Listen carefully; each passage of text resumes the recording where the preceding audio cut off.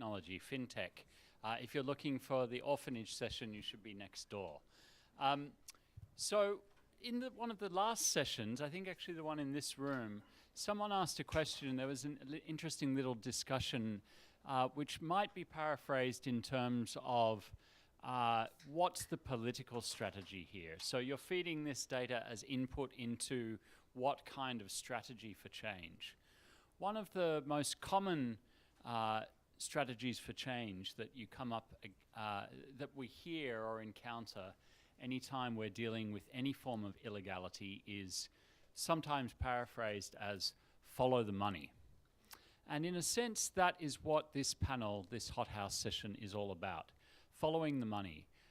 But not just from the perspective of following the money to understand the pattern or structure or organization of illegality, but also following the money in terms of understanding the leverage in both financial and broader terms that the financial sector itself has. Engagement with the financial sector is in a sense a political strategy for structural change in addressing this phenomenon, because the investors, the pension funds, the banks that are invested in all of these other supply chains in which modern slavery exists have huge leverage over those sectors, those industries.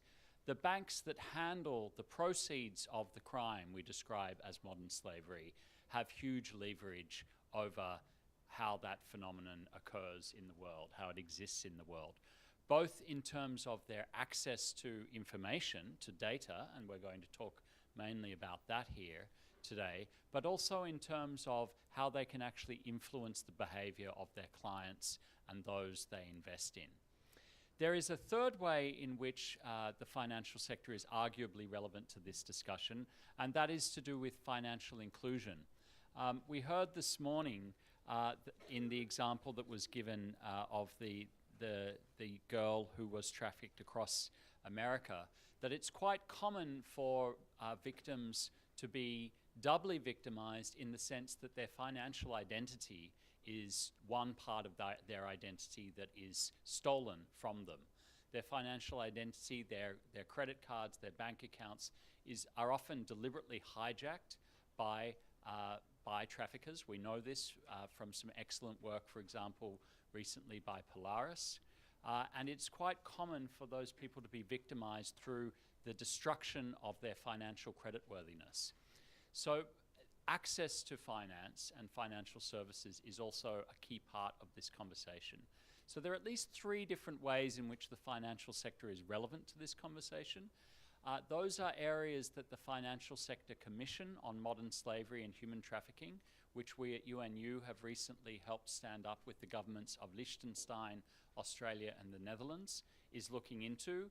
And that commission, which consists of survivors, financial sector leaders, anti-trafficking and anti-slavery movement leaders from around the world, will be presenting its outputs and report later this year in September. I'm not going to say more about the Commission's work this afternoon because that's not what we're here to talk about.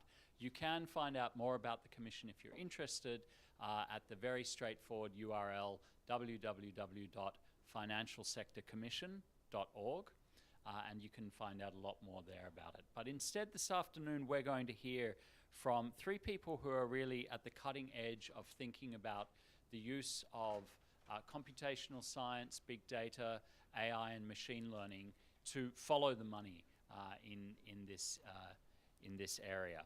First, we're going to hear from Liz Barrick from Southwest Border TRAC, which is involved in financial transactions analysis in the remittance corridors on the southwest border of the United States and beyond. And we'll hear from Liz in a moment. Then we'll hear from Bill Peace about the work that he and Stop the Traffic have been doing with financial sector and tech organizations on financial transactions analysis in another context. And finally, we'll hear from Maria Mahl, who is with Arabesque S-Ray, which is more on the investment transactions analysis side of the house, and thinking about how we can use pattern recognition to engage that leverage that investors have to prevent investment in activity that might drive or be exposed to modern slavery in the first place. So with that situation, I'm going to turn us straight over to Liz. Thank you very much, James. So good afternoon. My name is Liz Barrick. I am the Deputy Director of the Transaction Record Analysis Center, or TRAC as we refer to it. I'm honored and very excited to be here. I'm also very intimidated by the accomplishments and intelligence level of all of the participants and my panel members, but I'm going to push through that intimidation and talk to you today about TRAC. So first, TRAC is a database of money service business data, or money transfer service, as I've heard to it referred in other countries. Transactional data that has been obtained by the Arizona Attorney General's office. The database is housed at TRAC, and it's analyzed by a group of analysts who we employ. It is a collection of 80+ million transactional records from over 17 different money service businesses. So it's a very unique database, and I think it's important for everyone to understand the history of how this database was developed. So looking at the background of TRAC, in the early 2000s, there was large-scale human smuggling activity that was occurring in Arizona. And criminal investigators, local criminal investigators in Arizona, were looking at how those activities were being funded. And what they observed was Western Union was very instrumental in the distribution of that human smuggling monies being paid out to the people responsible for smuggling people, primarily from Mexico into the United States through Arizona. And what the investigators observed was that the vast majority of that smuggling monies were being paid from various parts of the United States out in Arizona. So the smugglers were receiving their fee for that smuggling service in Arizona through primarily Western Union at the time. So that activity was investigated for quite some time and finally culminated in 2010, where the Arizona Attorney General's office threatened to criminally prosecute Western Union for allowing that money laundering activity to occur. We were having many deaths occurring in the incredibly challenging conditions when they were walking through the desert, and the political will in Arizona was to do everything that it could to stop it, and the focus of the Attorney General's office at the time was to really target the money for that activity. And Western Union, from the Attorney General's perspective, wasn't doing enough to stop it. So the Attorney General's office threatened criminal prosecution for allowing that activity to take place. That threat resulted in a settlement agreement between the state of Arizona and Western Union. It resulted in Western Union having to pay out $94 million. Importantly, $8 million of that settlement agreement was used to fund a software program that allowed the significant amount of money service business transactional data that was being obtained from Western Union to be analyzed. Because as it was at the time, the analysts were simply receiving that data in Excel spreadsheets, and it was very time-consuming and exhausting for them to try and identify patterns of the payment of monies at that time. So $8 million was used to investigate, or rather to analyze the data that was being obtained from, at the time, Western Union. And it allowed, once the development of that software, it was very easy for investigators looking at that and analyzing that data to use it for various types of criminal investigations. But for our purposes, for this event, it was very useful in identifying human trafficking and human smuggling activity. So the rest of the monies that Western Union was required to pay was used to develop task forces along the southwest border, the areas focusing primarily California, Arizona, New Mexico, and Texas.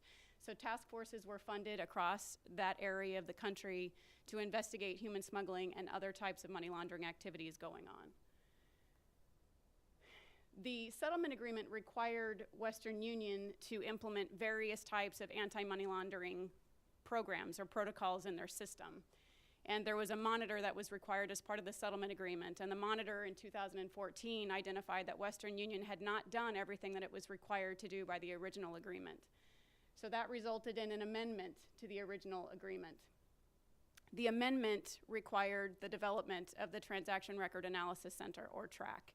And it required Western Union to fund the development of that analytical group, specifically TRAC. It also required Western Union to provide bulk data to TRAC for analysis with the software that, as I mentioned, had been obtained from the monies. So the geographical footprint of the data that Western Union is required to provide pursuant to that amended settlement agreement includes all transactional data to and from these 4 Southwest border states, so specifically Arizona, California, New Mexico, and Texas. So all transactional data from or to those locations, as well as from or to the entire country of Mexico for transactions involving $500 or more. The $500 or more transactional amount has great importance to criminal investigations. Specifically, that amounts for less than 20% of Western Union's business is in excess of $500. The vast majority of, or in excess of 80% of their business is less than $500. So we were focusing specifically on the quality, not the quantity of the data. We did not want to be focusing or be distracted with family remittances because that wasn't important at the time to the investigations that were trying to be conducted. The family remittances makes up a huge segment of Western Union's activity, and that was not something that was useful in investigating criminal activity. So that is the geographical footprint of the data that Western Union was required to provide as part of that amendment to the settlement agreement. The incredibly favorable aspect of the information that Western Union provides is it's provided on a current basis. It's provided every day. The database is fed with that transactional data from Western Union. It rolls out every 5 years, so it's 5 years worth of data. So any transactions that occurred the day after the 5-year term rolls out of the database. So it's fed on a daily basis from Western Union, and the data is held for 5 years and rolls out as soon as it's in excess of 5 years old. Now, as I mentioned on the original slide, the money service business data that we receive also includes 16 other money service businesses. The source of that data, I think, is very important for the audience to understand.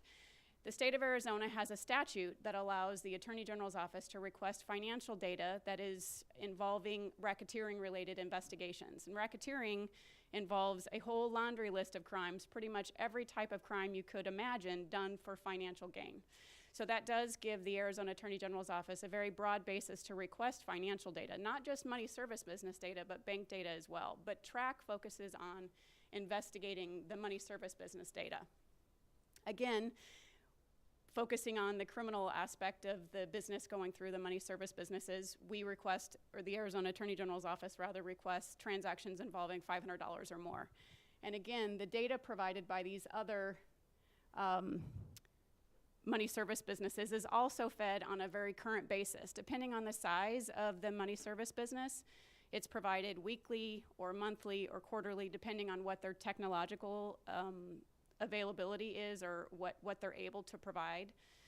That is and has been the primary source of data for the TRAC database. Just recently, however, we've been working with our federal law enforcement partners who also have access to the database to encourage them to request data from jurisdictions outside of the Southwest border area, because obviously the larger the database or the larger the data set, the more useful it is in analyzing that data. So we have recently received data that the feds have requested pursuant to their administrative subpoena authority, and that data has also been included in the database for purposes of broader analysis. And again, as I mentioned, it's submitted on an ongoing basis with the varying frequency depending on the size of the MSB. So the larger MSBs provide it on a more frequent basis. So MoneyGram, for example, another very large MSB, provides the data on a weekly basis. But again, it's very current, which makes it that much more helpful to law enforcement. So who has access to the data? Obviously, it's a very valuable database for investigative purposes, and that's who that database is limited to. It's limited to law enforcement. We currently have over 8,000 law enforcement users from over 400 different law enforcement agencies who access the data. The process by which they obtain access to the data is they have an agency administrator who authorizes particular users, and those particular users are then allowed access once the data use policy has been signed and returned to TRAC. The database is accessed by a web-based platform, and it's maintained by a well-known cybersecurity company that we contract with. The usage is regularly audited by TRAC employees as well as the cybersecurity company. So if there's any activity that's observed through searches on the database, then we contact the law enforcement agency directly to inquire what the purpose of their particular inquiry is and confirm that it is within the data use policy, which is very important to us. I think having a room full of people who are utilizing tech, it's probably immediately apparent as to what the benefits of this database is. But for purposes of our discussion, it easily allows the movement of money through particular corridors of interest to law enforcement to be identified. So we're immediately able to analyze the data points. And I neglected to mention the transactional data involves anywhere from between 20 and 30 different data fields, depending on the type of transaction that the money service transaction involves. So if it's a web-based transfer, then IP addresses will be included in the data fields. If they go into a Walmart store or go into a particular Western Union location, then obviously the data fields are more limited, but it involves all the data fields you would expect: name, address, phone numbers, the location that the transaction was sent from, the location where the transaction was picked up from, the name of the agent who was involved in the transaction on both sides, a varying number of data fields that are incredibly useful for investigative purposes. It immediately allows analysts to identify typologies and methodologies of money laundering through the observation of patterns in the movement of money. And this involves, again, all aspects of racketeering activity from investigators' perspectives in Arizona. So with respect to drug trafficking, if we focus on the movement of money to particular areas in Mexico, we're able to identify locations where supplies of drugs are coming from, where particular customers are funding. With respect to, and this last point, investigating human trafficking from the financial perspective generally does not require the cooperation of victims. So one of the things that we have noticed in the data, in analysis of the data, is we're able to identify potential victims of human trafficking without them having to report it. So if, for example, we know that law enforcement has contacted a prostitute who they suspect is being involved in forced prostitution, because she's underage or for whatever reason, they're able to immediately analyze the data and see movement of money that she may be sending to another person. And it's from that sort of investigation that we're immediately able to identify a person who may potentially be a pimp or someone who's controlling her. And then through that, we may be able to easily see other females who are sending that same suspected pimp money. And from that analysis right there, we are very easily able to see potential other victims of human trafficking, which allows them to be contacted more in an advocacy perspective than a situation with law enforcement where they may be more reluctant to cooperate. And we have found that to be incredibly useful in the types of human trafficking investigations that we've assisted law enforcement in. Am I doing on time? Okay, perfect, thank you. So we at TRAC are constantly thinking about how this sort of program could be useful in other jurisdictions, because we think that it certainly is within other governments' authority to obtain financial data to conduct criminal investigations such as like we do. So when we think of what the types of obstacles are, certainly obstacles we've overcome in developing TRAC is the encouragement of law enforcement to share data that they obtain pursuant to their investigations with other law enforcement. Certainly in my experience as a prosecutor, law enforcement tends to be very protective of their investigative efforts. So it's certainly making law enforcement aware of the benefits that are out there when they elect to share the information that they gain from their investigations. So that's certainly been one obstacle that we've overcome. And it's the lack of institutional knowledge regarding the movement of money through money service businesses. We see law enforcement be very concerned about, well, why would I care about one $500 transaction? That's not going to help me in our investigation. So it's really making law enforcement aware of when you have an analytical tool and you have a large segment of data, you're able to identify all sorts of other information that you would have never even expected to be present. And additionally, it's recognizing the importance of, if you might be thinking traditionally as an investigator to request just the specific information that you need for purposes of your investigation and only your investigation, working retroactively.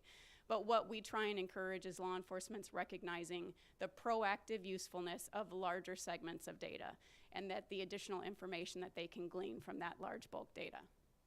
And lastly, the political will, and certainly recognizing the importance of stopping the movement of money, but for investigative purposes, following the movement of money, for identifying targets of various types of criminal activity that you would never otherwise expect to identify.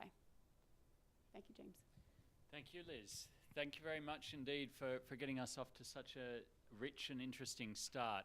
There are other jurisdictions that have collaborations between law enforcement and financial sector actors to share and analyze this kind of information. But to my knowledge, this is in a sense the most institutionalized, and that settlement structure that underlies everything puts you on a particularly interesting and unique, perhaps, footing. So perhaps when we get to Q&A, we can explore some of that more and think about what the organizational implications are. Before we come to that, though, I'm going to turn over to Bill Peace, who is involved in one of the other interesting collaborations in this field, and he'll tell us all about it. Thank you, James. My name is Bill Peace. I'm from an NGO called Stop the Traffik, which some of you may have heard of. We're London-based. We have also a small presence here in the US.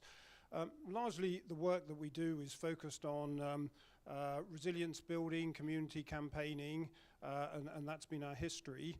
But more recently, we've been working with business, in particular with the finance sector, and it was through some of the work that we started to do in that area that led us into looking at how we could promote, I suppose, better collaboration between the NGO sector and the finance sector, and that's really what I want to talk about now.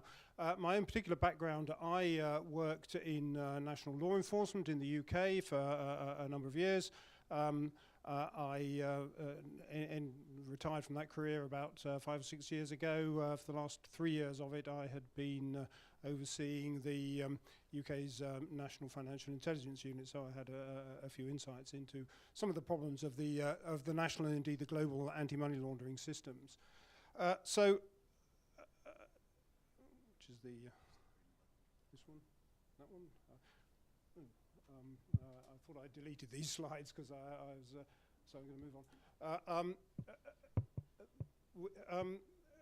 Throughout my career in law enforcement, I sort of saw the law enforcement agencies struggle with particular problems. I think it struggled very significantly with human trafficking. I remember sort of 15 years ago when I first really began to notice that this was a problem.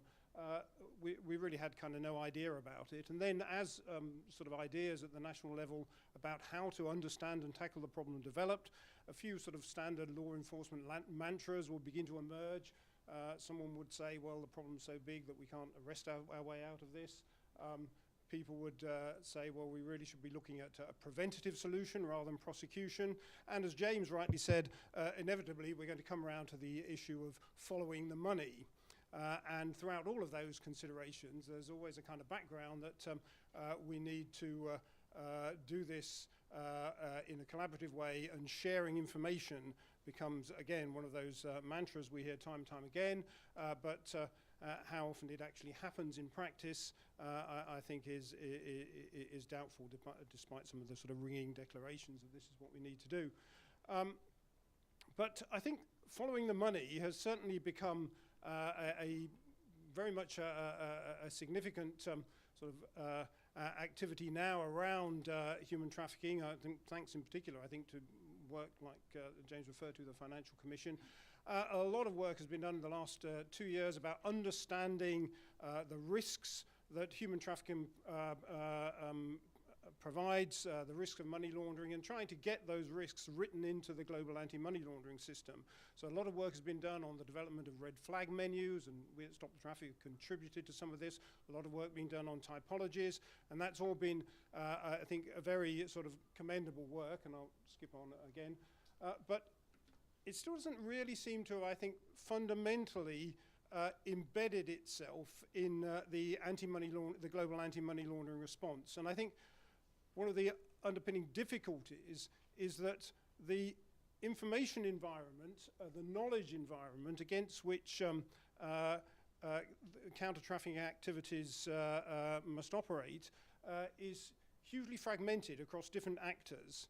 And so, and forgive me for using sort of intelligence, law enforcement intelligence terminology here. So there's a whole body of what I would call human intelligence held by human actors. We've heard the very important contribution that those narratives of the victims and survivors of trafficking contribute to the actual vital understanding that is locked up in all those narratives. And that is a body of information which is very difficult to access. A lot of it resides with NGOs, and some of the NGOs don't actually realize the importance of it. It's difficult sometimes, we've heard in earlier sessions, for government and for law enforcement to get a full understanding of that. We have the information that law enforcement itself collects. I've called it PRIVINT there. It's sort of privileged intelligence, which comes out of its sort of casework and its intelligence gathering work. There's a whole lot of information relevant to this session that comes in the financial sector, the massive amount of data that the financial sector collects on its transactions, which is beginning to attract the sort of term FININT now, and the exploitation of that in pursuit of law enforcement objectives is coming increasingly a hot topic, I guess, across the law enforcement world. And then finally we have the vast and increasing body of so-called open source intelligence available through the internet and web sources, and that, as we know, is ever growing. The challenge that we thought about we would look to address in Stop the Traffic is, what can we do to join up that information to get some of the actors who have disparate access to those sources of information, join them up and get them collaborating. And so we set about working with some of our partners to see if we could, in particular, bring about a collaborative program between the finance sector and the NGO sector, and perhaps, if possible, also draw in aspects of law enforcement and government were they interested in doing so. Now, constantly I'm talking to a tech conference here, and actually tech is a part of this, but actually the bigger part that we have discovered in pursuing this program, which we simply and sort of prosaically call the creation of a traffic analysis hub, is dealing with the people issues and the process issues. The tech, we've been very fortunate. We have a very close relationship with IBM, who have been working with us to develop a suitable tech platform. But it's certainly true, and I think in nearly all these sorts of programs, the people issue and the process issues can be at least as challenging as the tech issues, if not more difficult. And that is, in fact, where we've spent quite a lot of the effort in developing our approach as far as it's got. So we start off with a coalition of people, a coalition of the willing, I think is a phrase I've heard earlier today. And we do have a number of partners who have been joining in with us in this process. So we've had NGO partners. Liberty Shared in particular has been a key partner and always willing to share their data. We're working with the Crime Stoppers organisation in the UK. And of course we have our own data that we ourselves generate from our activities and from our relationships with a range of partners.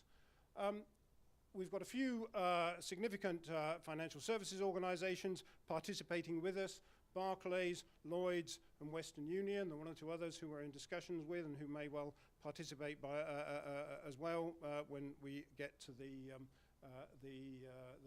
pilot that we're about to launch. Then on the government and law enforcement side, we've had a very helpful endorsement and interest from Europol, who attend our steering group on the program, and we also have interest from the National Crime Agency, who also cited on what we're doing.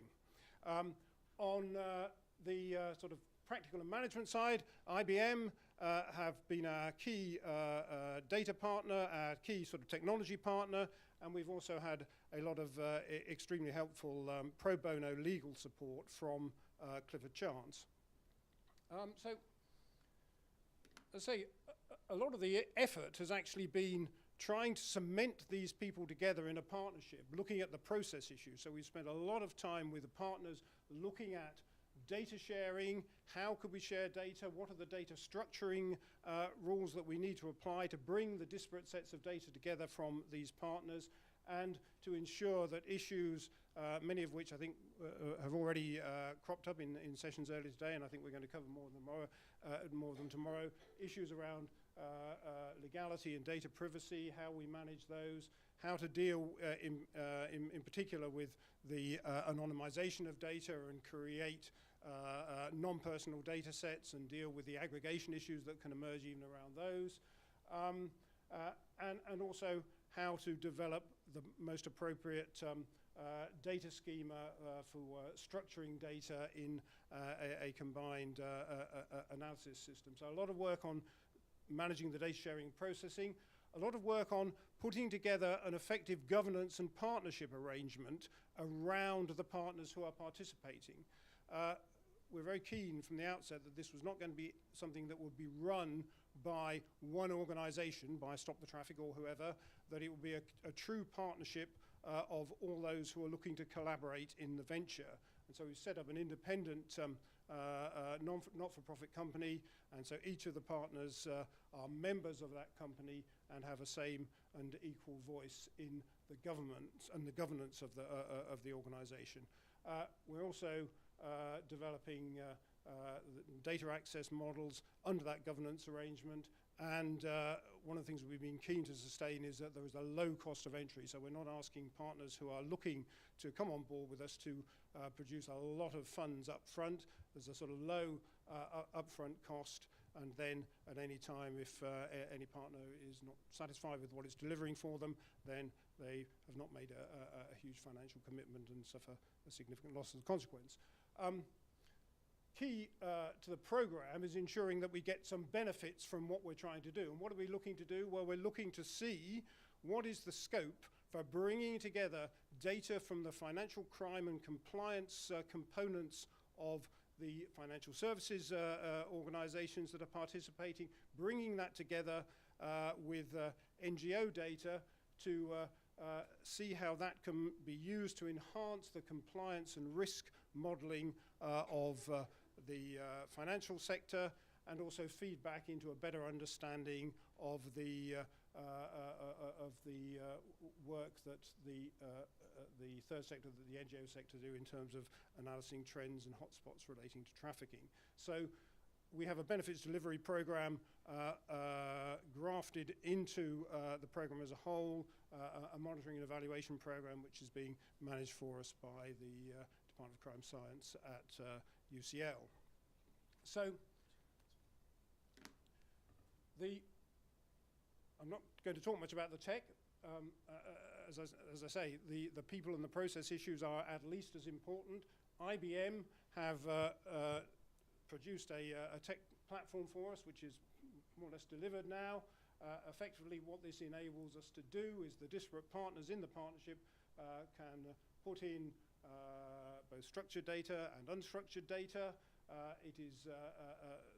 There's also a capacity to draw in significant open source data from a wide variety of web and other sources into a data lake, some common analytical processes applied to that, partners able to collaborate with each other within using collaborative analysis across all the data in the data lake, and producing shared analysis and outputs from that operation. Where have we got to now? Well, the technology has been largely delivered. We're about to enter a partnership a pilot with the partners, starting probably around April, which will run for 6 months. That'll be critical to test the concept. Is it working? Are the partners satisfied with what they're getting out of it? Is it delivering the benefits that we expect from sharing data across these different sectors?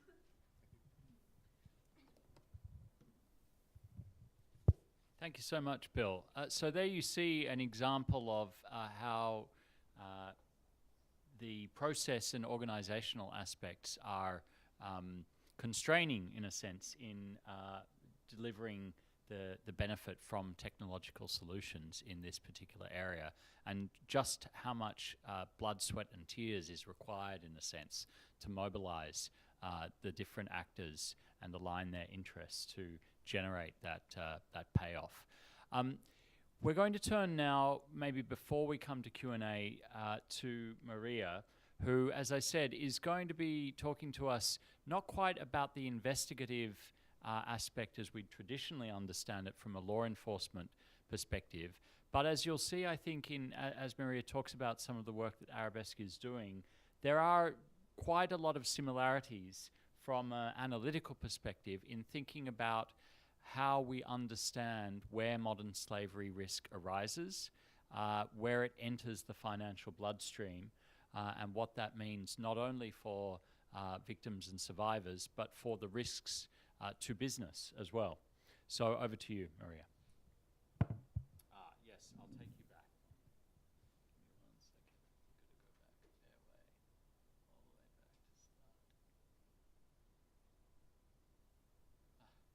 I've got to go back a fair way, all the way back to start. Rewind. Should send people for coffee for a few minutes.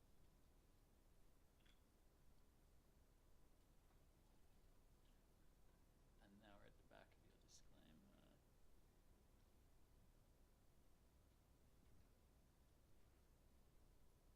Voila.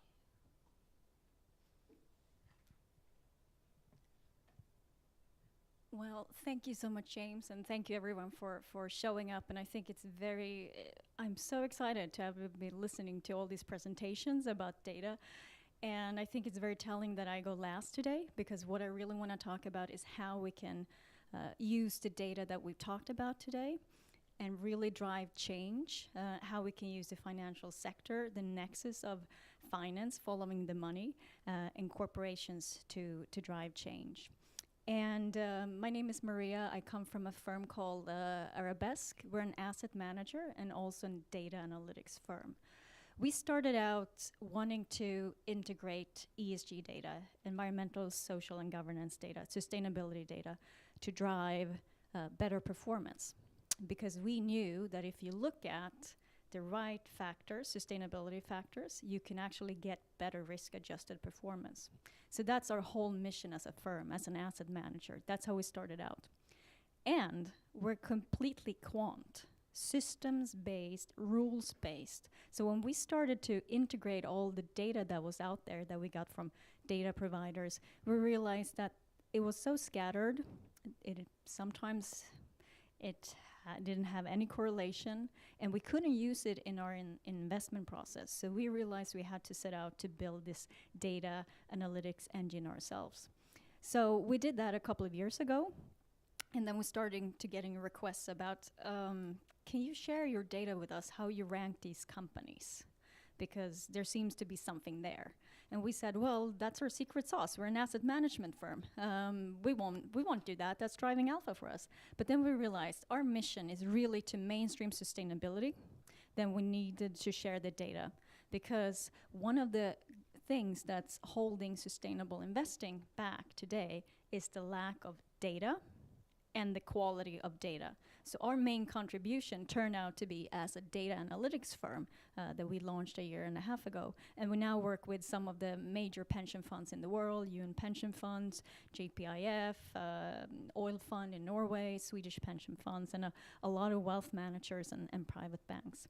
So what I really want to talk about is how can we use this unstructured data sets? How can we use these traditional soft data inputs to turn them into hard inputs that the financial community understands, so we can reallocate capital from the companies that are not doing good to the ones who are actually contributing to a better society. So that's what we set out to do. And we're all about mainstreaming and democratizing sustainability data. So we built this out for, well, companies to use it. We're working with Accenture and KPMG. They're using it for companies to help better drive their sustainability work as a part of their core business. We're not talking CSR here, and I'm going to get back to that in a second. How you can drive shareholder value, financial bottom line performance by looking into human rights issues and other sustainability issues, parameters. And this is quite new. So I'm Swedish, come from Sweden. We've done ethical investing, SRI, for 20 years. And it came from, okay, we want to do good. We want to be good citizens, good pension funds. But now we know we can actually calculate the value. If you focus on the right sustainability issues, you can actually get better cost of capital, better shareholder value, better operational results. So we said follow the money. What is beautiful here is that even if you don't care about sustainability and human rights, you better work on it because it's going to give you a better bottom line. So that's why we can now engage the private sector to a completely different way that we've done before. We all know that we talked about data today. We're all only on the cusp of actually analyzing and using the data. We said sustainability data, we usually have about maybe 10% that we can unlock. Today we usually look at text, we mine the web, we are starting to work with satellite imageries. So this is just on the beginning. And we need all of your help to become better, to drive capital in the right direction. What we do know is that ESG, sustainable investment products, there's a real growing demand. There's, in Europe, you have a big legal framework coming out. Sweden, you have sustainability reporting, etc. So there's a legal push for it. There's the millennial generation. I don't like to call it the millennial generation. We call it Generation S because you can care about sustainability no matter how old or how young you are. So this is driving, but then we also have, if we focus on the right issues, we can actually perform better as a company. So my background is not in financial services. I could not care less about financial services, but I know it's the nexus of finance and corporations that drive change. I worked in supply chain management. I worked at the UN, the EU, and a couple of nonprofits, and now finally I find a way to drive change. And how do we do that? Well, we talked a lot about AI today here, so I'm not going to go into that, but we're one of the few asset managers and sustainability data firms out there that is actually applying unsupervised machine learning algorithms. We're also launching a pure AI fund in this second quarter. And what we've seen is that was too fast. Anyway, I don't have so much time, so let's just jump right into it. So, how do you then apply the principles of human rights into investment process? Well, so on our board we have Georg Kell, the founder of the United Nations Global Compact. He's our chair. We have John Ruggie, who wrote the UNGP principles. So what we've done is that we've integrated and operationalized the United Nations Global Compact principles in our investment process and in our data process. And excuse me, for those of you who are not familiar with those, it's the environment and anti-corruption, human rights, and labor. So what we've done is basically operationalize these, being able to run algorithms on them and mine very big data sets every day. So that's one of the big differences from us and other sustainability data providers, that we do every day crunching of news articles, reports, and everything. So which gives us a better informed way of looking at our investments, rather than just looking at annual reports once a year. Most of you are familiar with this. This is the UNPRI. It's the environment, social, and governance issues. We know that the governance so far is the one that we have the best data of, because that's what companies report on. We need you as a community to help us get better at the social issues. real-time data, satellite imageries, etc. So we're just in the beginning where we do mostly text and language analysis. If we want to be really better at the human rights issues, we need new ways of looking at the data gathering, and some of the satellite imageries that we saw earlier today can really help us get better here. I'm not going to go in so much to this because you are all pros in looking at how technology and AI will actually help drive the sustainability area and financial services. But what we see is that from a traditional way of looking at investments, you only use financial data. Everything that everyone mentioned today, you can integrate into an investment analysis. And just imagine if we were to able to track some of the real-time deforestation, human rights, and slavery and trafficking today, how we could put pressure on companies of actually contributing, because we know, and I'm going to get to that in a second. Here, we see, I always show this slide when people say, well, that sounds nice, it's nice being good, and then I show you the financials and the hard numbers, and no one can say no. So what we're seeing here is that we've developed this data engine called X-ray. It's a play on sustainability and X-ray, because as you know, X-ray really changed medicine. And we know that big data and ESG will change finance. So what you see here is the companies who are performing well on sustainability issues, including human rights, trafficking, and slavery, are doing much better, much better than the ones who are not doing well. So the bottom, or the top 20 outperformed the bottom quite significantly. And this is per year. So even if you don't care about human rights issues, you care about your financial performance, you better care. So how can we use our S-ray? So we have financial services firm who are integrating this. We have companies who are using it to drive their sustainability work. And I'm not going to go into this in too much detail, but we've been able to work with the likes of JP Morgan, Morgan Stanley, Citibank, etc., who are really looking into these hard numbers. How these soft numbers can actually translate to hard numbers in the long run. I just wanted to mention some of the. I'm not going to go into the tech too much, but I just wanted to show you how we differentiate from other similar data providers. So what we're able to do is that we're able to combine news signals and short signals with long-term signals. So traditionally, if you're looking at human rights issues and sustainability issues, you only do it once a year, looking at a CSR report or an annual report. Who on earth would do that if it came to financial analysis? No one, right?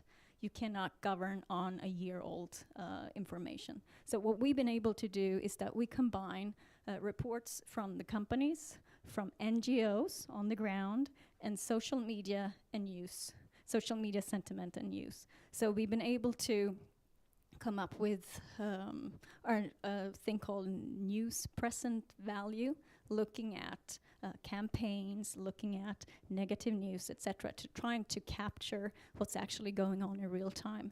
We can pick up what other companies would call noise. Arabesque, by the way, is not just a ballet position. It actually means the beauty and art of geometry and patterns.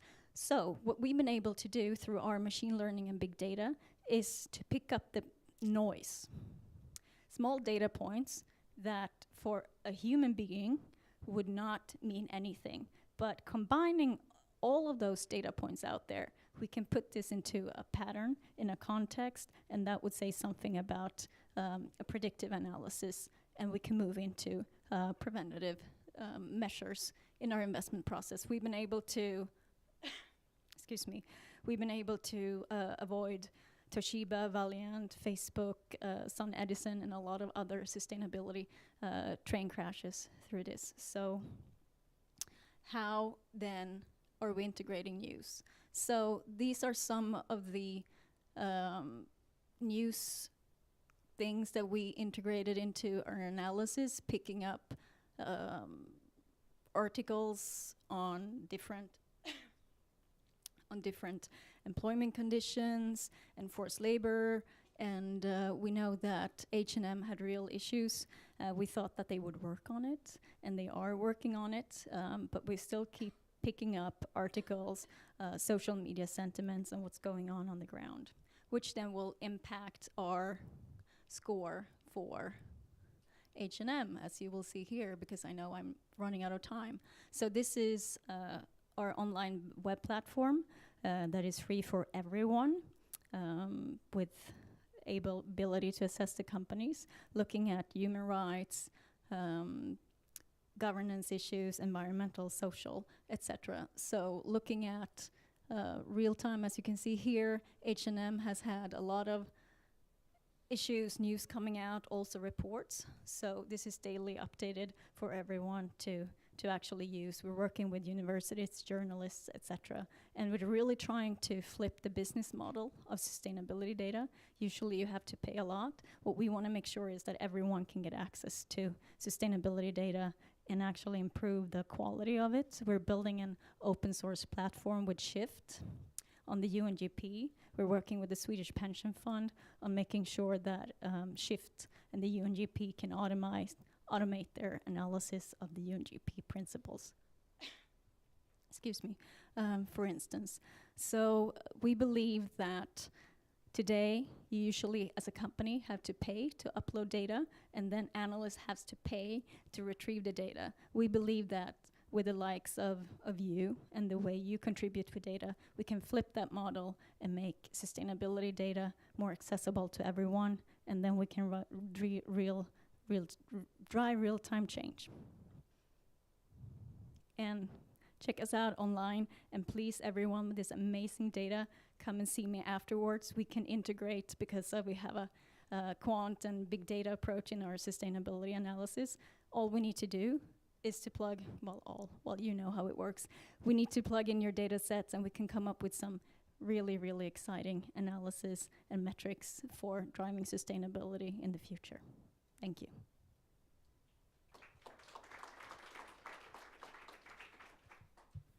Thank you so much, Maria. We are going to go to questions now.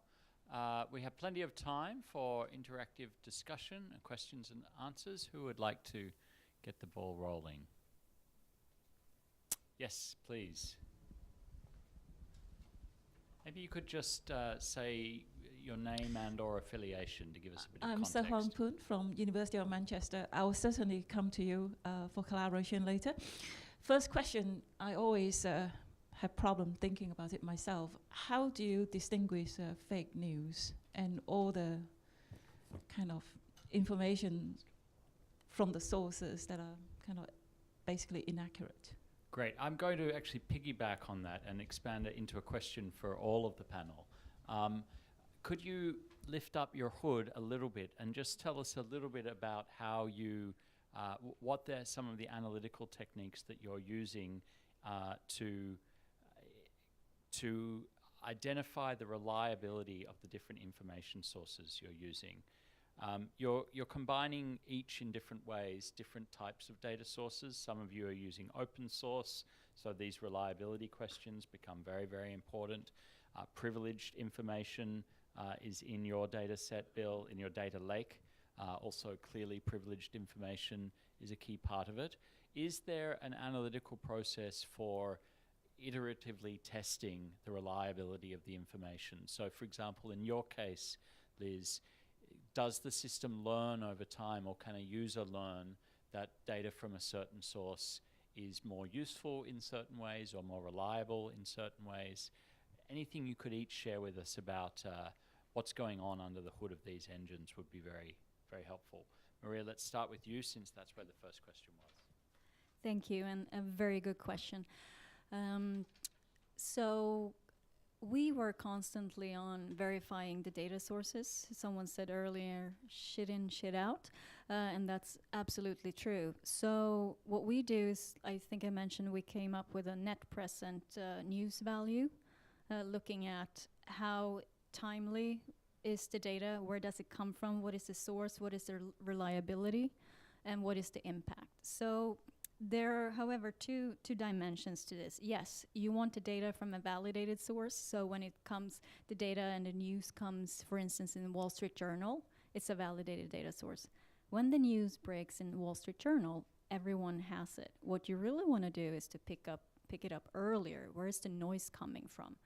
So for instance, when we were working on or avoided Volkswagen, when it was rated the most sustainable company in the world, we picked it up through blogs, through different not so famous news outlets. So there comes in the validation of that data, and that is done through machine learning, but also through human intervention and making sure that it's validated. And then you constantly have to go over and look at to your point, someone mentioned Breitbart earlier, the smearing campaign. So if there is something that really stands out, there will be human intervention. Yeah, I mean it's a significant issue for us. The system that we're creating, I guess, has sort of three principal sources of data that go into it. Firstly, there is the data from the NGOs, the data which NGOs have agreed to share into the project. The NGOs that we work with, and of course including ourselves, have their own data quality standards, and so we're pretty well assured that the data that we are going to get from that source is going to be verified, the sources are going to be understood, and the veracity and reliability of it is going to be in some way graded. Other source of data is from the financial crime and compliance investigation departments of the financial services organizations that we're working with. Again, they tend to work pretty much to law enforcement standards in terms of the evaluation of their data. Most of them actually sort of staffed by ex-law enforcement people. And so the reliability of that as a source, I think, again, not 100%, but we're sort of relatively relaxed about that. Open source always, I think, provide a much greater challenge from this. The IBM Watson technology that we're using ingests a whole range of open sources, largely from standard verified open sources, news feeds, a range of data sets that have a degree of sort of data quality underpinning them. I think we're actively debating, and I'm quite outside this area. I work in other areas dealing with exploitation of open source in general, actively debating the whole issue of how effectively we could use social media intelligence, SOCMINT as it's sometimes been called in the intelligence world now, as a contributor, and a whole lot of issues there about unreliability, the fake news agenda, and so on. I don't think we've got any necessarily any answers to that, but it's something that we need to keep in our sights.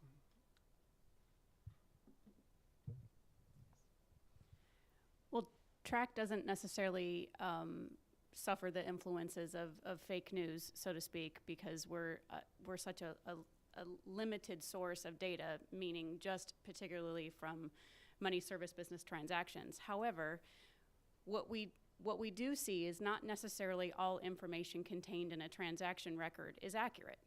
So for example, if we see a pattern of transactions under a threshold amount from which an identification is required, that information is important to the analyst because it would be suspicious by its nature that you would have all of these particular transactions, say at a particular agent location, where all of the transactions are under a certain amount that would require or trigger an identification. So while we're conscientious that the names or addresses in those particular transaction records themselves might not be accurate, because it would appear that they were the senders or receivers are attempting to avoid having to give identification to verify their identity.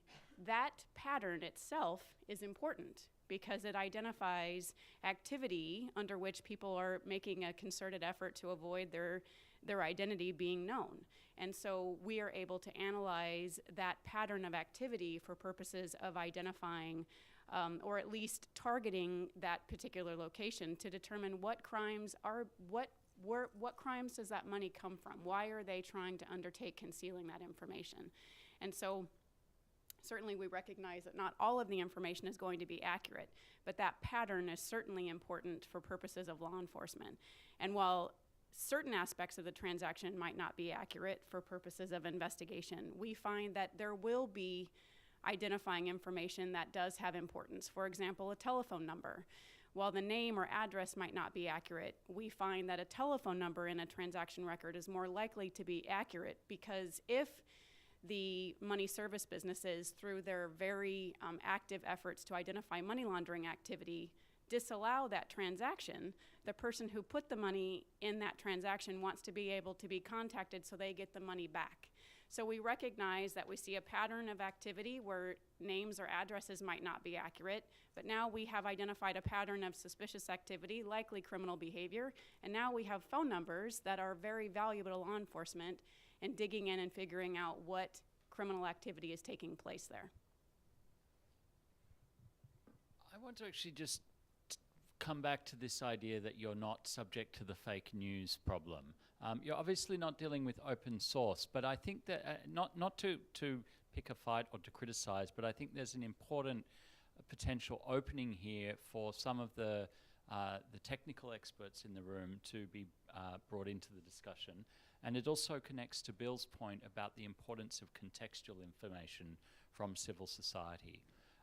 I think one way to explain what I'm getting at is to think about the recent Financial Action Task Force typologies. So over the last couple of years, the Financial Action Task Force, the global anti-money laundering body, has worked with its member states to understand what they can learn from the suspicious transaction reports that they get from their banks and financial institutions about the shape, the types and typology of anti-money laundering risk, or money laundering risk, I should say, associated with these crimes. And what you see from that very important and good piece of work is something very interesting, that according to that analysis, the problem is largely around, not only, but largely around commercial sexual exploitation. And yet we know from other forms of analysis of this problem that there are large forced labor problems out there in the world, and that they too generate proceeds of crime that may not be showing up in these money laundering analyses. So what we have here is a fairly straightforward skewing of our information sample, and if we rely on the existing information sample that's coming from developed country financial institutions, often from formal financial institutions rather than those dealing with the informal sector, although clearly I think that TRAC's database may be potentially a way into that part of the problem. If we rely on the existing data set and don't interrogate it for what our assumptions are in our data collection activities, it may not be that we're relying on fake news, it may be that we're relying on partial news, if I can put it that way.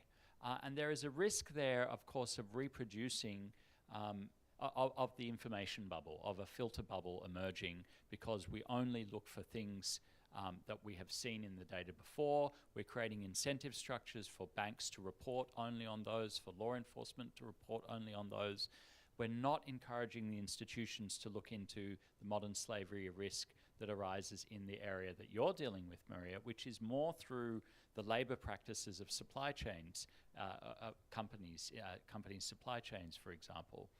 So I think there are some technical questions here, as well as organizational questions, to think about how do we bring in that civil society and third-party data to contextualize what we're seeing from the FinInt.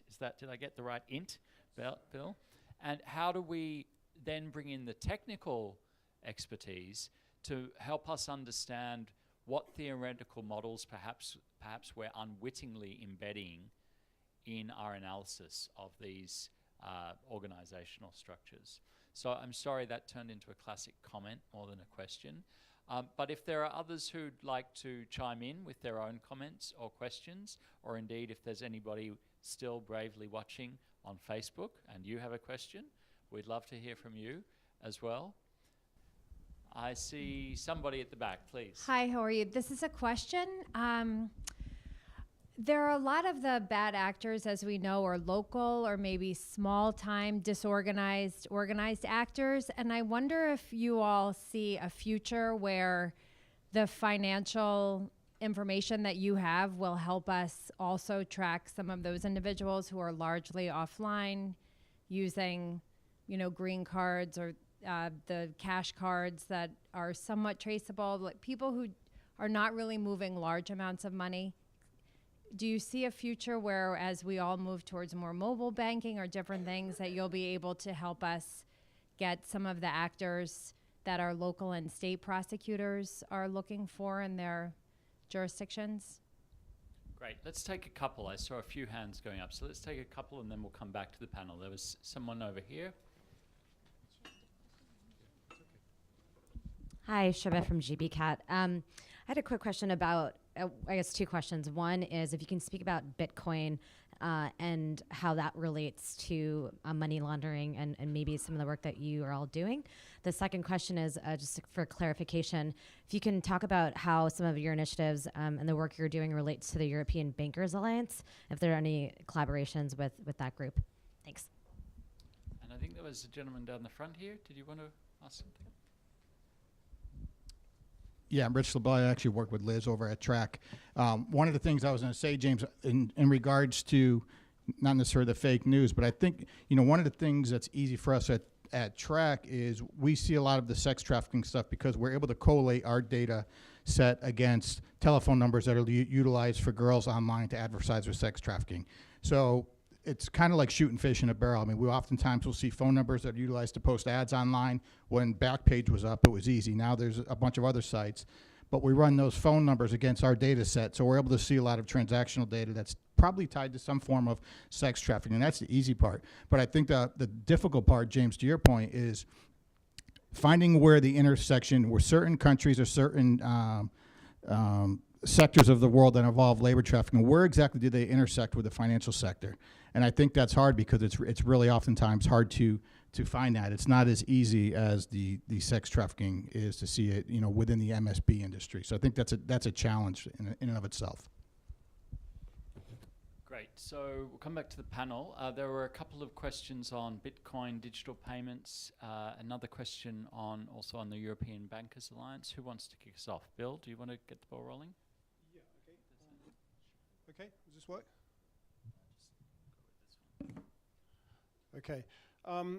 Yes, on Bitcoin, I'm afraid I'm no expert in cryptocurrencies. Although I worked in the sort of national anti-money laundering world, it was it pretty much just about predated the arrival of cryptocurrencies as an issue. And certainly, as you're well aware, I mean, there have been a lot of concerns around their potential for money laundering vehicles, and quite a lot of state-level action now to try to bring them properly into the regulatory ambit, including for anti-money laundering purposes. My understanding from kind of former colleagues and so on in law enforcement is certainly just from the UK position that until relatively recently they hadn't really seen a huge amount of cryptocurrency activity supporting the sort of typical types of organised crime, sort of drugs criminality and human trafficking. Some of the things I've been reading recently suggest that that's beginning to change, but I'm not really completely au fait with that. I mean, clearly, as an anonymous vehicle, it has a whole lot of attractions for anyone who's looking to launder money. The European Bankers Alliance, yes. Stop the Traffic point of view, we've worked very significantly in contributing to the red flag menus that they have produced. And when I think I probably glossed over when I was speaking, I said lots and lots of work being done on red flags. It's kind of not really enough. It doesn't mean to say that they're not very, very useful indeed. Indeed, a lot of the partners that we're working with on our data sharing initiative actually also obviously strong players in the Bankers Alliance. The difficulty with red flags and the things that James was mentioning, the typologies, there's been a recent, just this year, another FATF, very good FATF typology on human trafficking, is that it doesn't even though it helps guide financial compliance and financial crime investigation units and what they should be looking for in transaction patterns, it's never really kind of quite enough to nail it. And so going back to the sort of suspicious activity reporting that James was mentioning about, that often you'll get a situation where good typology information will lead to a sort of either an avalanche of SARs because people become very defensive and sort of see suspicions everywhere, or a sort of dearth of them if they are setting a sort of higher level of risk appetite. And I think there's a whole lot of understanding now in the global anti-money laundering system that sharing data across sectors is going to be one of the keys to improving the performance. And I think in particular it's going to be one of the keys in getting to the sorts of money laundering that derives from things like labor exploitation, where actually it's kind of pretty difficult. You haven't really got the traditional pattern of a predicate crime, which is really what the global anti-money laundering system was set up for. It's set up for a predicate crime like a drugs crime, which produces a whole lot of cash, which then gets laid into the financial system. It doesn't really happen like that in human trafficking. There are clearly proceeds. It's an acquisitive crime, but the profitability is wrapped up in the companies that are exploiting labor, and so it needs a totally different sort of approach to anti-money laundering by the financial sector, and that needs information. It needs sharing of information across the sectors that have that information. And that's really what we're trying to do, is try and sort of promote that and see if, by doing that, we get some benefits that derive from it. I might, as I pass this across to Liz, who wants to comment on Bitcoin, I'm going to just add a couple of words on a couple of those points. And Kilian, give you fair notice, if you want to chime in on anything here, feel free as well.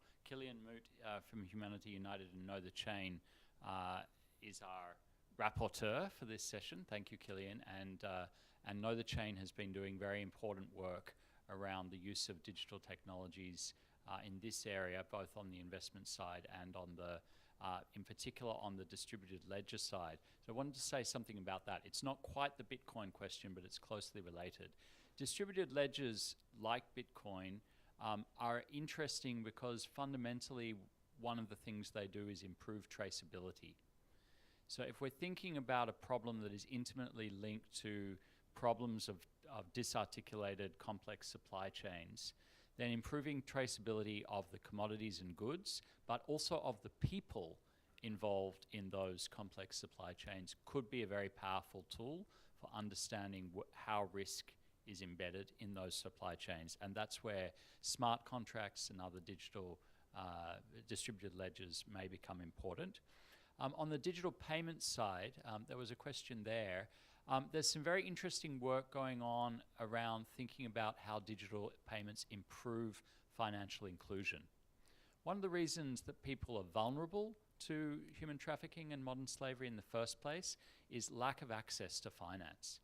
So it's as true here in the United States as it might be, for example, in the brick belt that we were looking at earlier in the slavery from space. If you're poor and you have a sudden financial crisis, maybe because in this country, you have a health emergency and you don't have access to medical insurance, or in another context, it might be because somebody dies and you have to pay for a funeral, or somebody's getting married and you have to pay for a wedding. If you don't have access to credit in that period, you may very quickly fall into the orbit of a loan shark, and from there, it's usually a very small step from loan sharking to bonded labor, and in this country, to commercial sexual exploitation. There's increasingly reliable empirical evidence that that's one of the pathways into that practice in this country. So financial inclusion itself is important, and digital payments may be a way to improve, even at the microfinance level, access to finance, in particular in developing countries, where formal financial institutions are not strong, but digital technologies are leapfrogging and allowing people access to finance.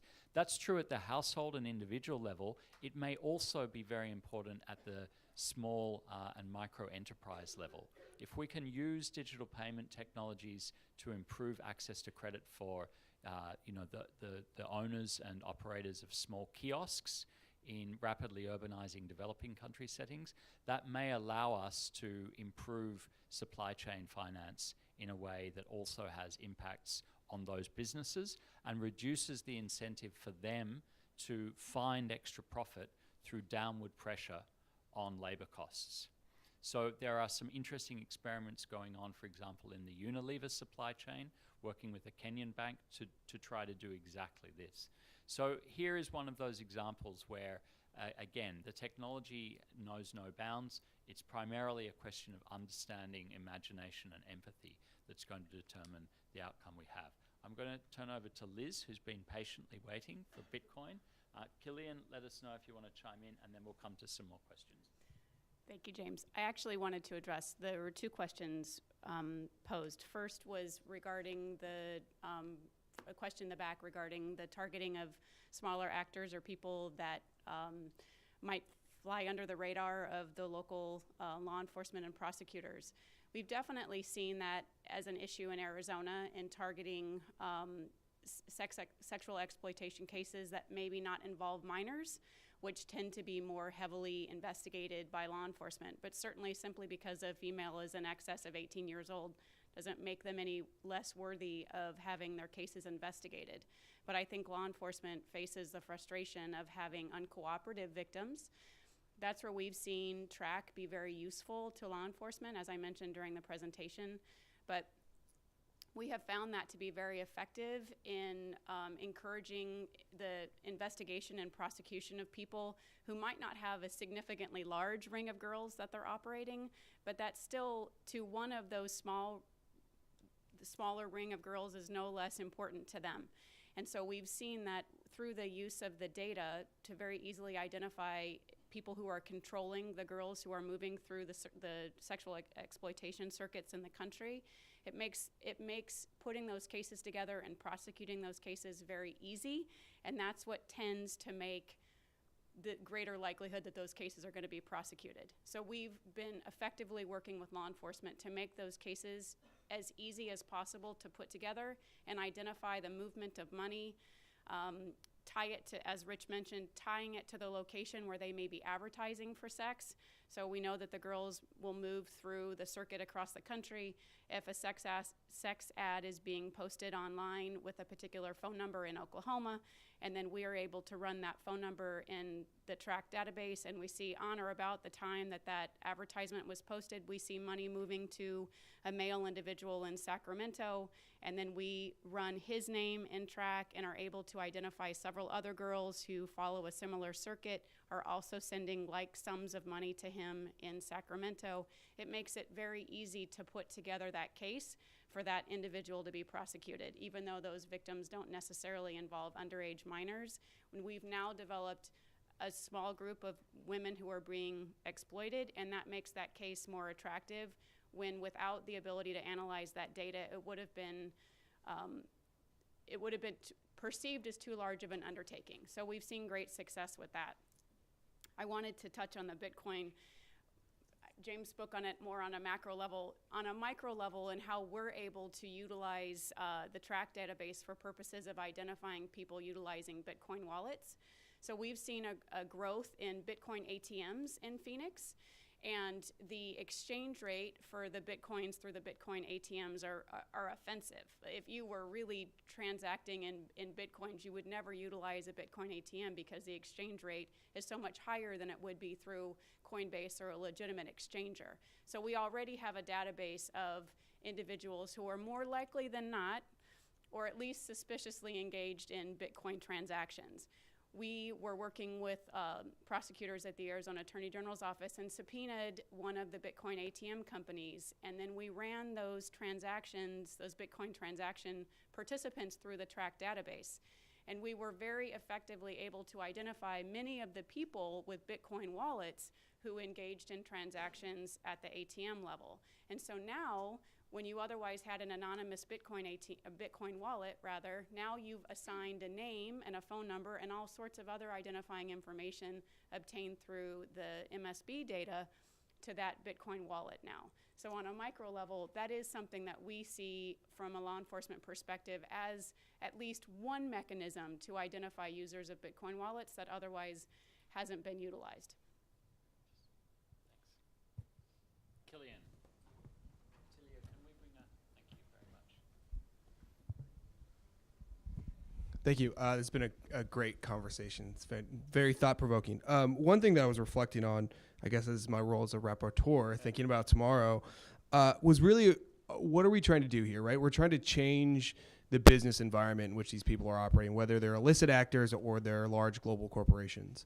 And so I think thinking about the work that you've been doing with TRAC is around kind of this illicit flow and creating greater penalties or risks of penalty to do business, to put traffickers out of business. But then you think about the actual business that you're targeting, Western Union. And while $94 million is a lot of money, it's not necessarily that big of a penalty to a major corporation. And so when just in terms of reflecting on this, that's one observation I have is what are we trying to do? How are we actually trying to change this calculation of business, and not to be a cynic here, but to maybe be the devil's advocate that really we're still talking about changing the system and tweaking it on the margins, trying to create larger penalties or higher risk, and trying to identify idiosyncratic risks that then we can translate into larger red flags and produce more SARS reports that then lead to kind of playing a game of whack-a-mole. Whereas how do we kind of shift the paradigm to say what are the economic incentives to do business right, to make sure that workers aren't in situations of exploitation, so that we're not playing this game of kind of creating greater risk but providing greater incentives for doing the right thing and ensuring that workers aren't exploited in the first place, or individuals in general. I mean, I come from a forced labor perspective, but individuals exploited in the first place.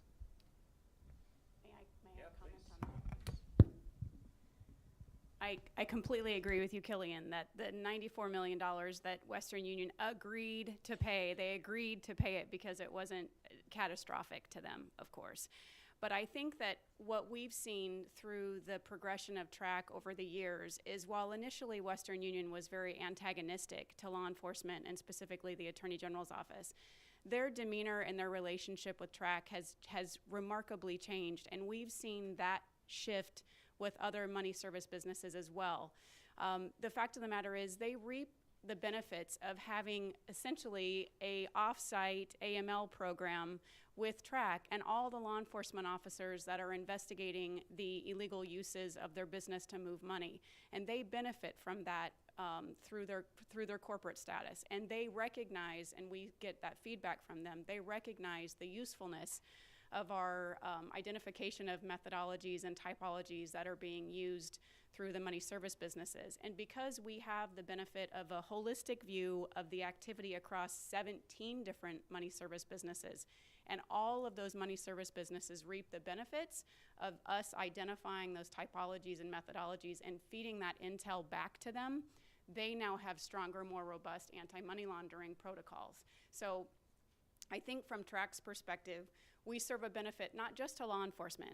I do think that it's a huge benefit to law enforcement, but we also serve a benefit to the companies, the money service businesses that provide data, that they recognize the importance of our help in identifying the illegal activity that they would not necessarily be able to see through their siloed view of what's occurring through just their own company, but they reap the benefits of the holistic view that we have of all the different money service businesses. So I think we see the willingness and the cooperative relationship that TRAC has with the different money service businesses, and I think that the more difficult it is for people to move illegal money, the less incentive they have to commit crime or to be involved in moving people for labor or moving people for sex purposes. We're trying little by little, step by step, trying to make it more difficult for them to reap the financial benefits. And that partnership between law enforcement and the money service businesses to make that more difficult is, I think, a small step towards that end. Thank you. Yes, Very good question, and I would like to come back to the work that we're doing in the listed space for companies, but also for the unlisted space. I think I mentioned we work with multinational global corporations and helping them understand better the sustainability work throughout their supply chain. So for instance, we're working with one of the larger German industrial companies, they have more than 30,000 suppliers and vendors in mapping, helping them understand the human rights implications throughout their supply chain. And of course, most of those companies are unlisted. So thanks to the vast amount of data out there and the way we can easily more gather this information than we could just a couple of years ago, we can put pressure on these companies as well. Because if you tie it to a supply chain perspective, or a KYC, know your customer, for instance, you tie it to a transaction. And I think that's what we talked a lot about today. So if we have a small vendor for a large multinational corporation, they have to verify that their information is right to tie it to a financial transaction. You cannot, that information needs to be valid. And we are increasingly being able to move into the unlisted space of companies, because that's what the vast majority is. We see, for instance, we were working with a Swedish financial institution. They have 400,000 clients. Looking at it from a human rights perspective. So I believe, because of the business I am in, we tie it to financial incentives, and that's driving change from our perspective. Thanks. I'd say from my perspective, I think as far as the financial services industries are concerned, their attitude to anti-money laundering has really improved very significantly over the sort of 10 years or so, the 10, 15 years or so that I've been engaged with that as an issue. And I think, I guess some of the sort of regulatory fines and action has had some impact on that. I mean, certainly I'd say that the people that I work with in those industries are pretty committed to understanding where they're vulnerable to accepting processes of crime and doing whatever they can to ensure that they are not taking that sort of money into their businesses. I think on the kind of wider issue, what could be done to, again, just focusing on financial services, to improve the response to specifically the issue of funds, proceeds derived from trafficking. One place to look might be the organisation James mentioned earlier that underpins the global standards, the Financial Action Task Force. The FATF sets out a whole lot of recommendations about money laundering, which generally get incorporated into national legislation across jurisdictions across the world.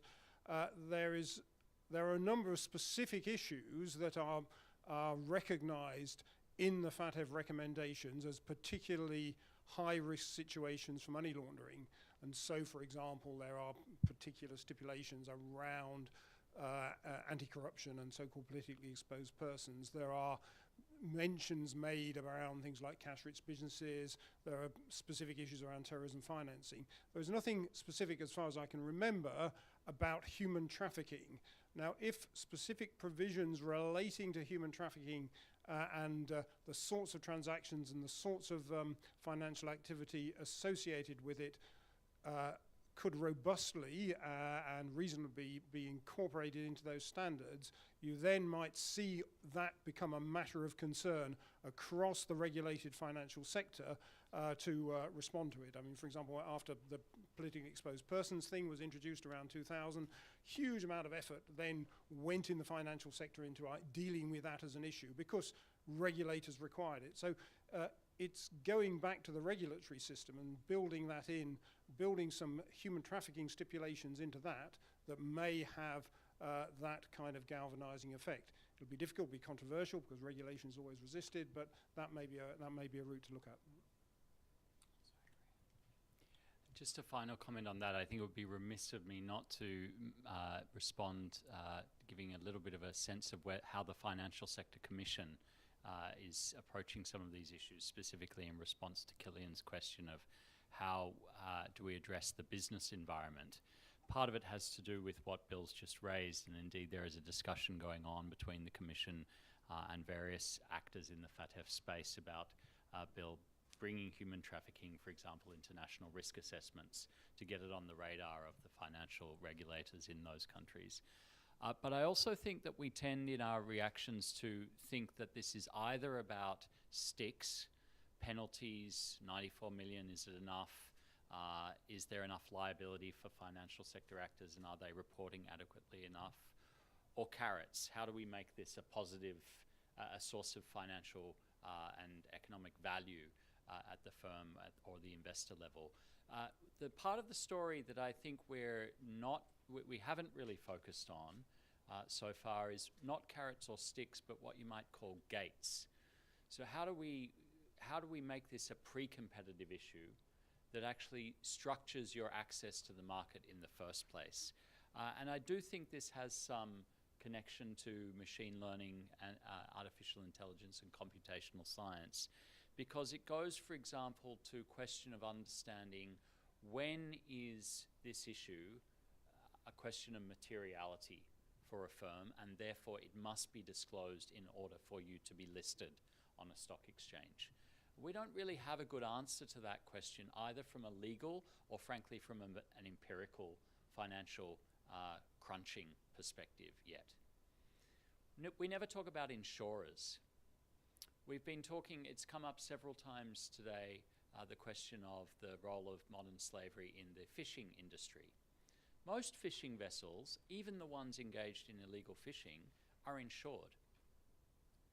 So if we embedded questions of modern slavery risk in the technical standards that insurers require a vessel owner or captain to meet before insurance could be issued, we would immediately be creating a very strong nudge or a gate that would have a market structuring impact here.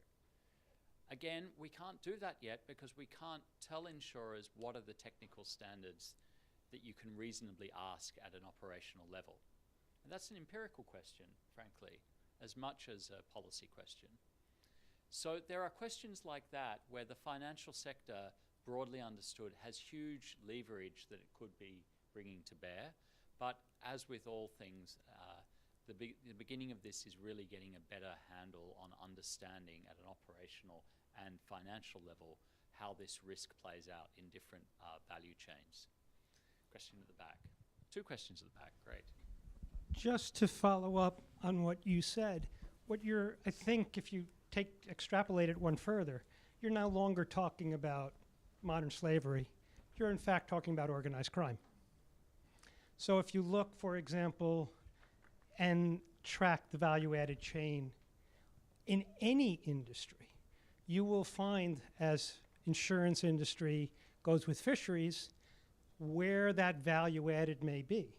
If you want to look at the Nigerian question of cabotage, which is where a lot of the oil gets stolen, look at not the pipes, but the hoses, which get where oil goes from one vessel to another, and most of them are made in England. And you can deal with it that way.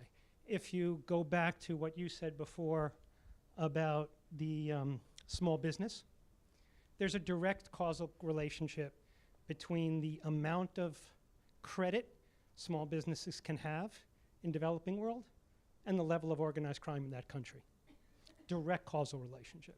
If you look at putting countries with respect to their stock markets, there's another direct causal relationship between the capacity of their accountants and their ability to have functional stock markets and organized crime. All of these have nothing directly to do with trafficking, because all of them have to do with organized crime. And trafficking, modern slavery, is a subset of organized crime. So if you just expand the picture a bit, you can go industry by industry and look at the value-added chain and look at financial questions, accountants, microcredits, and things like that. Thank you. There was also someone back there. Hannah. Hi, this is Hannah from UniCS. I wanted to add maybe another cynical comment or question on top of Kilian's comments about the supply chains. If we think of a factory, a brand has factories within its supply chain. And from my experience, what happens is, so a brand has to check the conditions in the factories and its supply chain, and then with new laws coming in, they have to make sure that they can show there are good standards within each of the factories. But what happens is then they just drop a factory if it doesn't meet the conditions. And how does that help the worker? How does that stop labor exploitation? It's good for the brand because now the brand can say, no, my supply chain is clear. But how does that impact on the ground?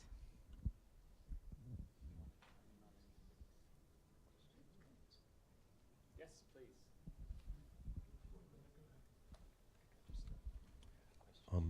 You sort of gave me an idea when you were talking about insurance. It brought me back to some insurance I had done. I'm Daza from MIT. In the past, with commercial lines, there's usually pages of stipulations of maintaining all your licenses and your permits and being in good standing and not breaking laws.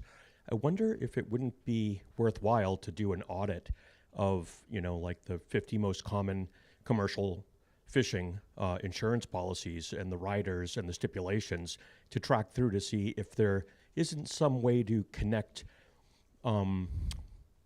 forced labor to a violation of a stipulation, and then enlist all the claims insurance adjusters and basically the industry that is motivated to not pay out claims when they don't have to on your behalf as a gap measure. I wonder if, in other words, there aren't already provisions that might be assistive.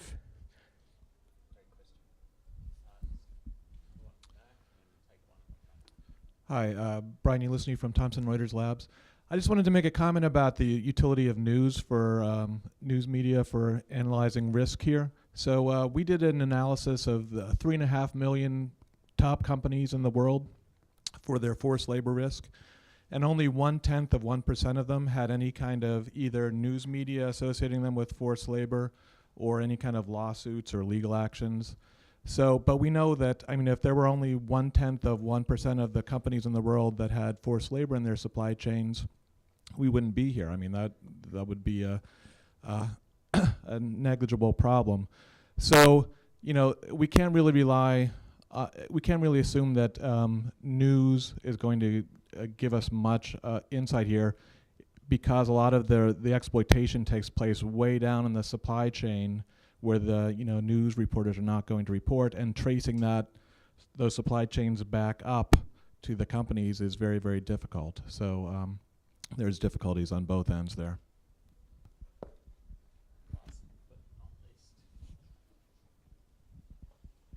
I think this is probably, first of all, is a reflection, and the second one, you can treat it as a joke. The first one is about whether one factory, if you turn down the factory, and then what happened to the individuals. I have no direct solution for that, but I think at least we are stopping the encouragement. I totally agree with you that we have to also look after the victims. What else we have to do for them?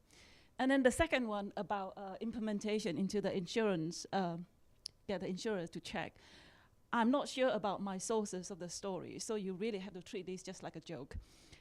So the MOT test in the UK about the tires, every year we have to check the tire, the thread, how thick is the thread. So no doubt in the UK, the constraint is much lesser than Germany. So my neighbors was complaining that the German wanted the thread to be so thick.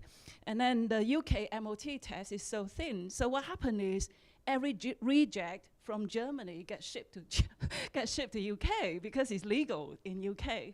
So I think the whole point about operational. So how do you define forced labors? How many hours? 6 hours? 5 hours? 16 years old? 14 years old? I think this is what we talk about, the operational issue, that is really hard to standardize everywhere, cross state, in order for it to be implementational. Great. Well, a number of rich comments and questions there. We're going to come back to the panel for final remarks and reflections. We might go in reverse order this time. So, Maria? Questions? Yeah. Or final remarks? Whatever I can choose. You said you wanted, yeah. Oh, sure. It's getting late. great comments, and also to the questions of the news. I think that going back to what kind of news and where you find the news, like I said earlier, if you wait for a story to break in Wall Street Journal or New York Times, there's been other ways to picking up noise. Because when it breaks in a big newspaper, it's already happened somewhere else. So it's all about finding more and more regional news sources, other social media sentiments, way of picking up indications of what's going on, and that goes also back to getting all the way down to sub-suppliers and tier 3. And should I do my final remarks now? Yes. Well, as I said earlier, it's a pleasure to be here. There's so many great initiatives about unstructured data that we have out there. I really encourage you to work across sectors. Like I said earlier, we work with Shift. We're helping them automate their database, and I think there's great value to be done here in cross-sector partnerships. And I think for us, that's been a great path forward. We work with the experts within different issues, and we're data scientists. So my takeaway from this and what I wanted to send to you all out there is how can we really make use of this data, because we can use it today. All these imageries, they're amazing, and companies like mine, we can really use it. So I really encourage you all to reach out and go beyond the NGO sector and reach beyond and think in novel ways, and we can actually help each other to do even greater good. Okay, well, likewise, it's been a really enjoyable session today. I've learned a lot from not only the panelists here, but in the other sessions I've attended. I think the one thing that it sort of reinforces to me and sort of picks up the point about news as well is that what we really need is knowledge, and the knowledge that's required to tackle some of these problems, a lot of it still resides, of course, in the heads of the people who experience the issues of slavery directly, which of course are the victims and survivors. And that's why I think getting the data or getting those narratives captured as data and then being able to use those in a shared environment is essential. It's certainly what we're trying to do, what I think a lot of others at this event are trying to do as well. And I think the more we look towards trying to pool and share that knowledge and understand some of the complexities and the nuances and the real even sort of definitional issues around modern slavery and what it is, the more likely we are to make better progress against it.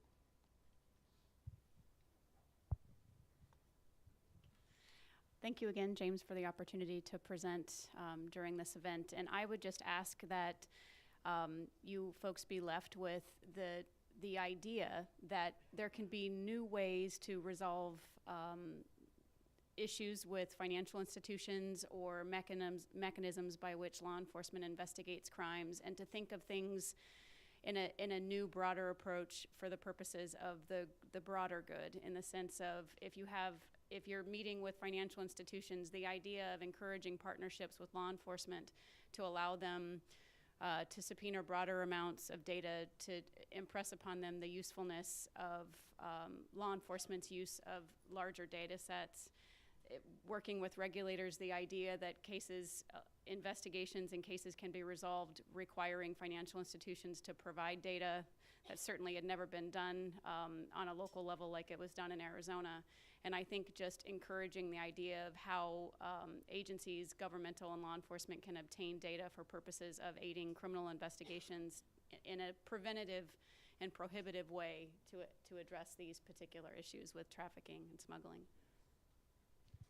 Thank you, Liz. Well, I'm not going to try to summarize or make sense of that incredibly rich session, because I think I would struggle to, and it's not my job, it's Kilian's job tomorrow morning, so thank you for that, Kilian.